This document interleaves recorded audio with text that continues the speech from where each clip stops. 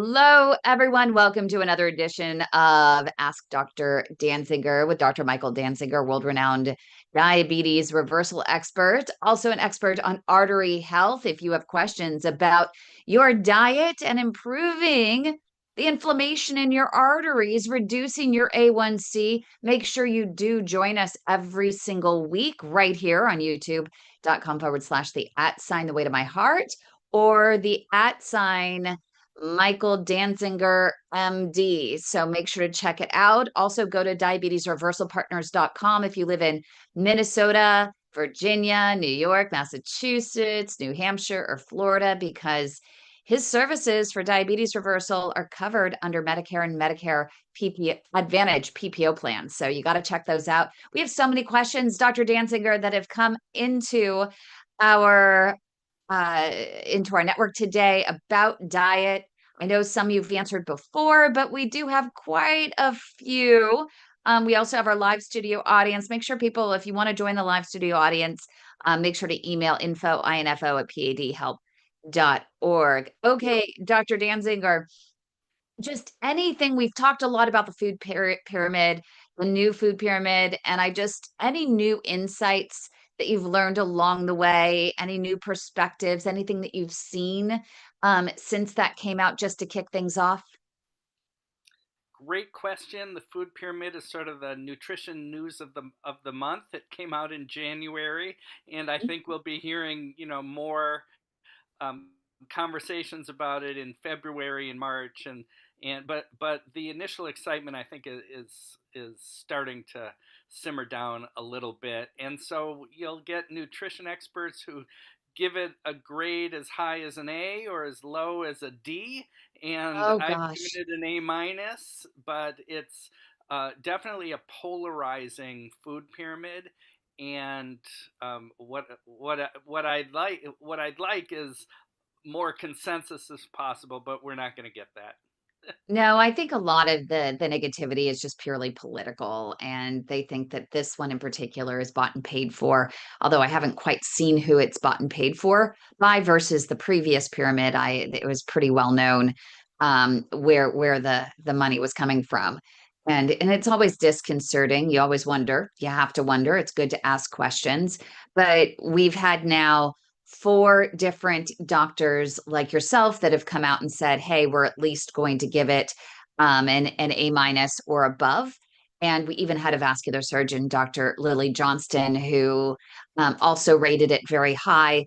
Her concern, though, with this food pyramid is just simply that it's made for healthy people, not people who have chronic illnesses. And she still suggests that if you are someone who has a chronic illness, that you do need to talk to your doctor, you do need to talk to your own dietitian or nutritionist to have it customized for your particular body to make sure that you are optimized for treating whatever disease you might have. Would you agree? 100% absolutely, yes. So this is not a individualized prescription, and now I think most people are sophisticated enough to recognize that different people are different people, and that we what's true for one person isn't necessarily true for another. And so this is not individualized nutrition advice, but it's aimed to help the public think about nutrition in a better way. And I think it helps accomplish that. Okay, we have so many questions that have come in. I think there are like 16 that have come in. We have one from Jody. What is the best diet to follow to help with PAD? It's such a great question. What's the best diet? 25 years ago, I tried to actually answer the question like, what's the best diet for heart health and cardiovascular disease prevention, which is very similar to the question, what's the best diet for PAD? And so I think the science is very clear that there's no one best diet. And so I hate to give such an answer, but there are many good eating strategies for PAD and cardiovascular disease and artery health, et cetera. And they all have pluses and minuses. There's no best diet, but there's many good diets that have pros and cons. If you ask, a panel of many experts, they'll generally land on the Mediterranean diet is the best diet for PAD. I don't think it's as simple as that. But if you're looking for a one word answer, the Mediterranean diet seems to match up with what many experts would recommend. And I'm going to quote you, the best diet is the diet you stick with. Yes, thank you.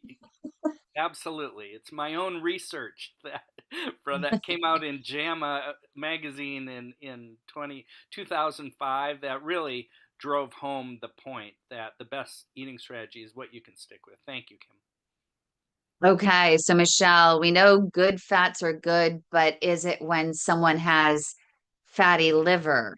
Can you have these good fats? Great question. So when it comes to fats, there are definitely some fats that are worse than others when it comes to artery health. You know, and the best fats come from fish, and especially wild fish. And the worst fats are the ones that um, are palmitic acid. That's a saturated fat that has 16. It's a chain length of 16, and that 16, the palmitic acid is the worst, and so it inflames the arteries, and so the best fats have low amounts of that, and the best fats um, minimize that. So that's one way of answering it. The other way is you want fats that are foods that have um, the least amount of saturated fats from meat and dairy. Okay, and is there any sort of misconception about fatty liver and fats? Well, when when you have fatty liver, the fatty liver is very sensitive to dietary carbohydrates. And so a Mm. fatty liver turns sugar and starch into that unhealthy fat. And that unhealthy fat, especially that palmitic acid, gets into the bloodstream. And so eating sugar and starch is similar to eating saturated fat. When you don't have fatty liver, and let's say at least half of Americans have some degree of fatty liver. It's not whether you have it or not, but how much you have. So if you just look at your abdomen and say, "Does it look like I've got extra fat in my abdomen?" Then that's the main risk factor for whether you have fatty liver or not. So eating sugar and starch turns into fats, especially in people with fatty liver. Okay, so sticking on the liver topic, Crystal says she had high liver enzymes, ended up not eating red meat at all. Enzymes have been fine now for the past 8 years, but we have her question along with others that are asking just about the health of red meat in general. It just has such a stigma. It's a great important question. So let me let me say, when you have fatty liver, losing weight is the best way to get the fat out of the liver, and by cutting down on calories, especially from sugar and starch, that that's the best way to help reverse the fatty liver. Now, red meat, like all foods, is a complex mixture, and just like there's no one per every all the people we know are a complex mixture of different traits, right? And so foods also are complex mixes of different traits. Some are helpful for health and others are not. So when it comes to red meat, I what I like about it is it's got protein. It's a great source of protein. It tastes delicious for most people. What I don't like about it is it has saturated fat, and what I like, it's if especially if the cow has been eating grains. If the cow has been eating grass throughout its life, then the saturated fat is a different mix, and it doesn't make it necessarily, entirely, you know, it still has saturated fat in it. But when the meat is lean, like 95% lean, I think that's when it starts to become helpful for artery health rather than counterproductive. So red Okay. meat's okay. It's got to be lean though. Okay, good.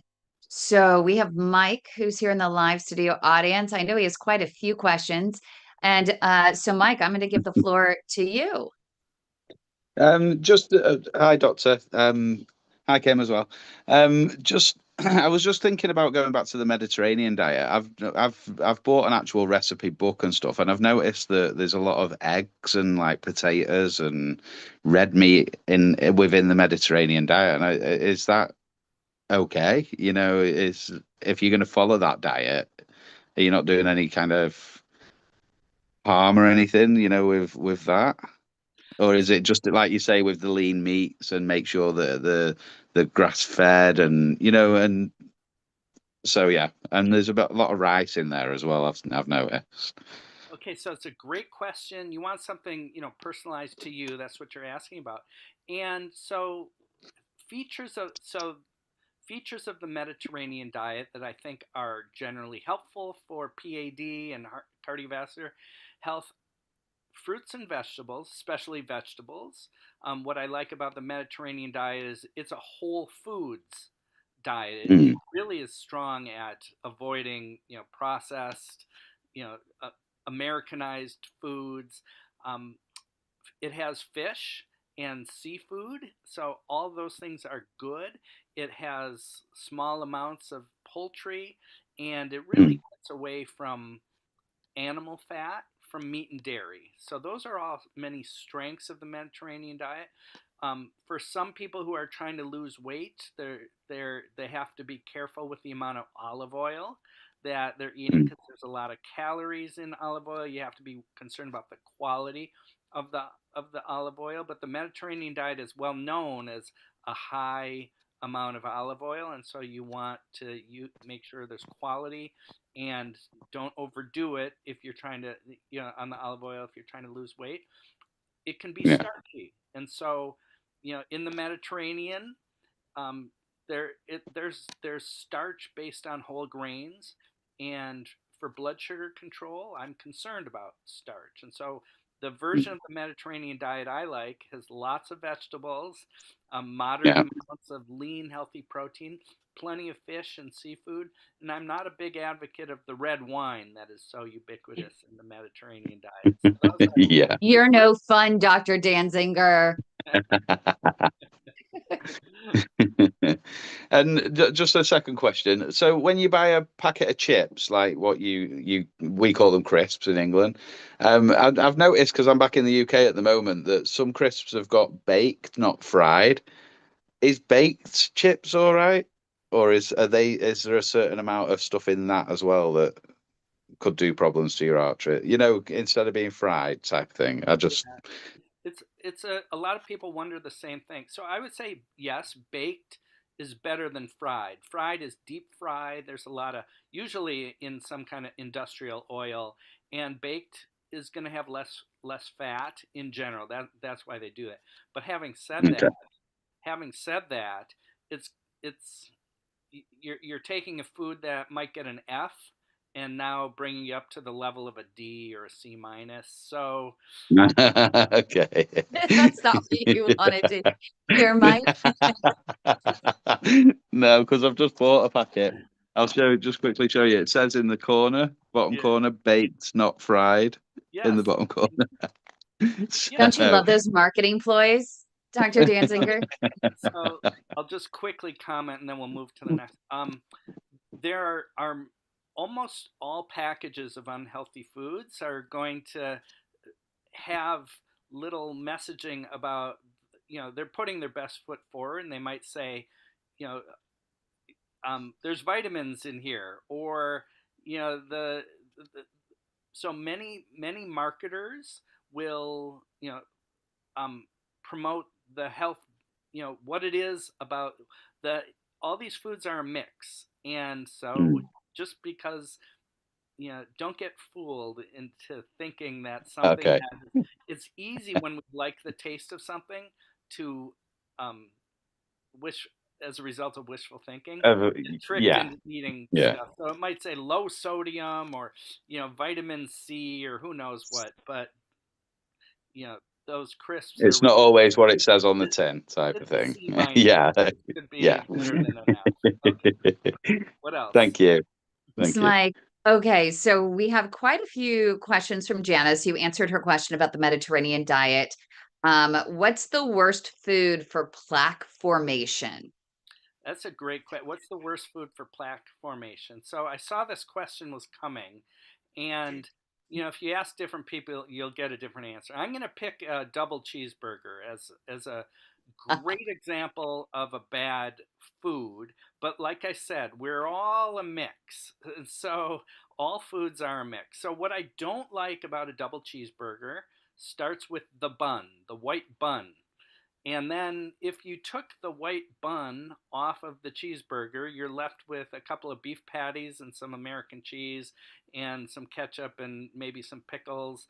And so because the meat and the cheese has saturated animal fat, especially that 16 chain, that raises LDL, and it also stiffens arteries and cell membranes, and that's counterproductive. But if you make the meat lean, and if you use lower fat cheese, or if you get rid of the cheese, and um, so it is possible to take many versions of traditionally unhealthy foods and sort of make them less bad. But the best part of a cheeseburger might actually end up being the lettuce or the tomato or the pickle that's in there. So you could say that sausage pizza is a particularly bad choice. You could say that even homemade lasagna, if it's got sausage, cheese, and white pasta in there, all those would be these combinations of animal fat plus starch are especially the worst, I think. Okay, so is dark chocolate unhealthy for people with PAD? Another one for Janice. Yeah, it's a great question. I'm going to say the short answer is no, but it's if you want a more sophisticated answer, I'm going to use this dark chocolate example as another way to emphasize the point that all foods are a mix. And so whether it's an apple or cheddar cheese or dark chocolate, you can find favorable and unfavorable things mixed in together in the same food. In dark chocolate, I'm saying it's good. What I like about it is it's got antioxidants in there, and those have real benefits on the arteries. And what I don't like about it is the sugar in there or the saturated fat that is in chocolate. And so that saturated fat in chocolate is not as bad as the saturated fat in meat and dairy, but it's still there. And so overall, I'll give dark chocolate a B plus. And if you're asking about cocoa powder, I would give that an A plus because you've removed the sugar and the fat.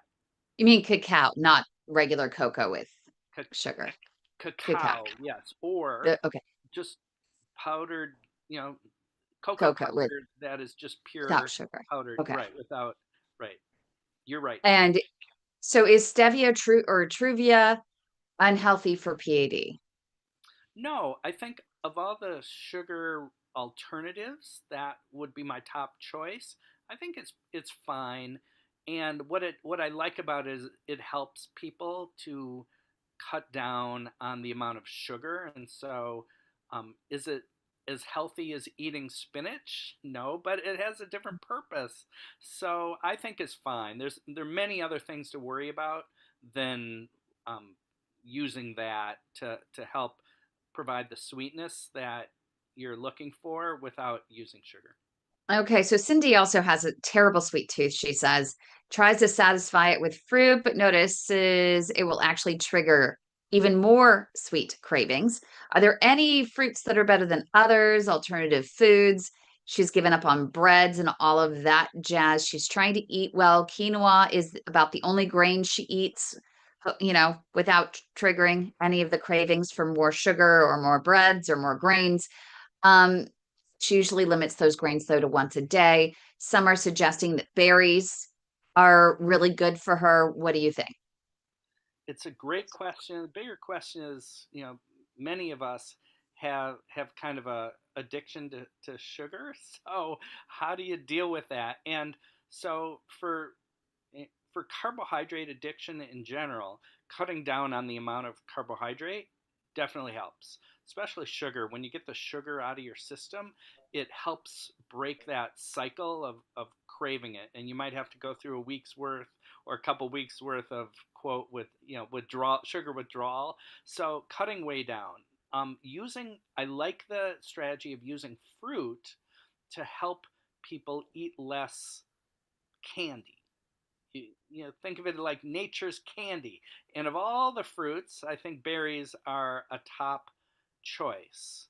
I like citrus fruits as well, or um, you know, fruits that um, berries are the best. So um, it is possible to eat too many berries, but if that there's a lot worse problem than eating too many berries. So um, fruits for the most part are good for artery health.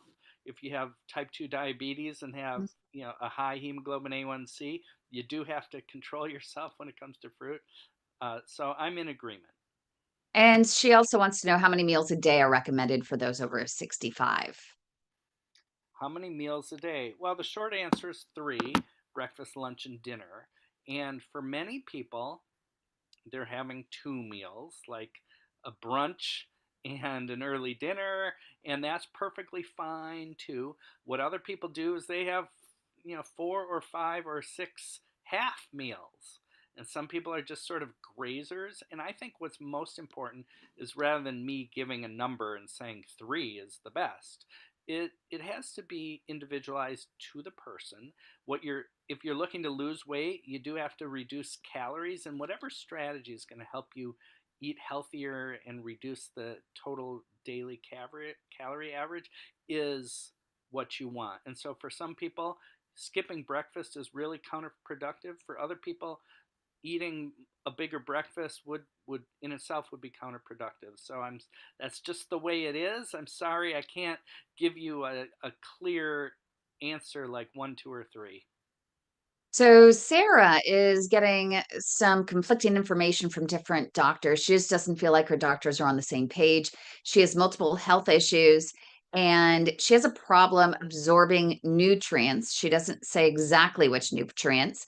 And she says her doctors are telling her to eat more eggs, cheese, and dairy. And she thought they were bad for the PAD diet. So, how do you balance all of this conflicting information and where does she turn? It's a great question. It's a complex question. To say that you have you're getting conflicting nutrition advice is how most Americans feel. So you're not alone. And so, and here I make it more complicated by saying there's many good eating strategies. They all have pros and cons. So one good eating strategy for some people really does emphasize meat, cheese, and eggs. And the trade-off is to eat like that, you have to cut your carbohydrates very low, and so people are doing a ketogenic Atkins type eating strategy, which does focus on meat, cheese, and eggs. And although it's counterintuitive for many experts, the research results show and many people can improve their health, especially their weight and their diabetes, by focusing on meat, cheese, and eggs. My concern with an eating strategy like that is there's a lot of saturated animal fat from meat and dairy in there, and that can raise bad LDL, bad cholesterol, and stiffen arteries. So I don't like it in people with PAD and known cardiovascular disease.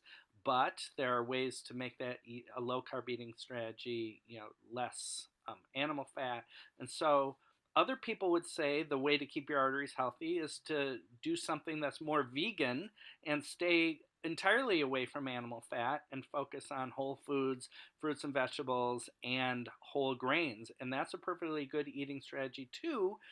They all have pros and cons. They're all difficult to follow.